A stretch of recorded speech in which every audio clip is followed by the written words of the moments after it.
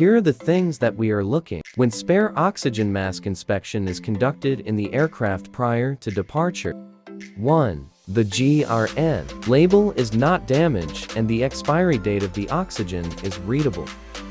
2. The part number and serial number of the oxygen mask and the manufacturing date. Usually, the expiry date of the oxygen mask is plus 6 years from the date of manufacture. 3. The physical condition of oxygen mask. It should not be open.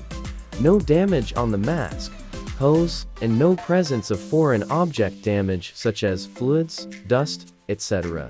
is visible. Usually, the mask should not be less than 4.5 months. Otherwise, you need to raise aircraft, defer, defect, or replace the mask. If any of this condition were not met, replace the spare mask in accordance with the Aircraft Maintenance Manual or AMM procedure. Thank you for subscribing to Marlin Technic TV.